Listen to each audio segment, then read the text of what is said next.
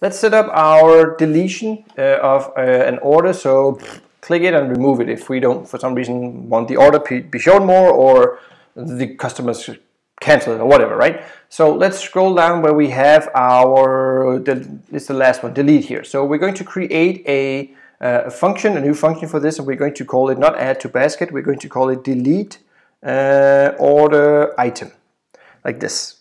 And we're going to pass in the item, but only the ID. We don't need the entire item. Just like we did with when we did our admin page where we could delete a product. We're basically going to do the same, but with new names. So delete order items, and we're passing item and then only the ID. Cool. Scroll down to your methods, and let's set up a method for deleting this one here. So I'm just going to create it called delete order item, and do this, and our curly brackets, and then our separate comma separation, and then again our parameter here, our argument, is the ID that we're passing from the system. And then we're just going to go, you can go copy this from your admin page if you want to. I'm just going to write it from scratch. So db orders, and I'm going to remember the S this time.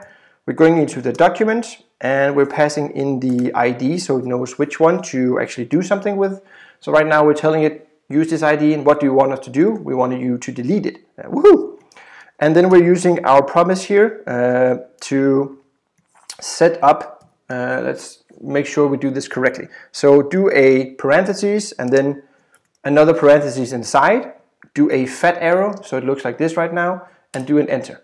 So this should be what it looks like right now. And then of course here, which I just forgot, is after the error we create our functions. So it is a function, our curly bracket, so it looks like this. Great. Whoop, my tab doesn't work anymore. There we go. And in this one, you can write out a console log if you want to, so we can see it's deleted. We can just do that real quick. Console log, stuff stuff is deleted. I don't know if that's correctly English, but it's all right. That's kind of just for an indication that we can see we click it and then it works. After this, we're just going to do the catch. So if there's an error, this is really not needed.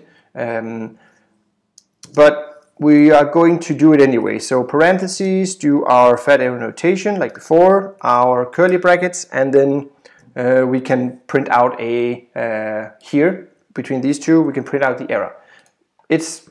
You can leave this out, but it's just good way of writing the code. So let's click save, and let's go to our back here. Let's just do a refresh to make sure it works, or it's uploaded. Go to my orders, and right now, wait, this order down here, it's giving me an error. So I wasn't as cool as I hoped for. So what do we have? We have an DB orders is not defined in here. And that's because we haven't imported it yet. So I don't think we're needing this anymore, because this is being passed into the through store the other way. So we can just switch this up and do orders up here, and then reuse this one. So let's click save again and go back. Let's do a refresh, and let's wait for orders. Take this and click. Woohoo! Stuff is deleted. So it should also be deleted up here. So we're down to 2. So that's how we can just reuse a lot of the code we already have to present, delete, and so on with our data. And again, console log is really helpful for you to locate errors, like this is not recognized, maybe you forgot to import it, or using the what they call here, the view here, not the V, to show what sort of data we already have in here. If I go to orders, so this can just show me what sort of orders I have, and the computer part, the routing, if I'm going into specific things. If you go admin, just use this if you're confused, especially with this one here. So right now we have our orders and all lines. We can see we have that one, that's our first loop, and then we're looping through each of those, and then we need to loop through each of the new objects in our array to grab the order lines and so on. So it's just these kind of things is just super awesome for us to try and do small tests to see if we actually have the data.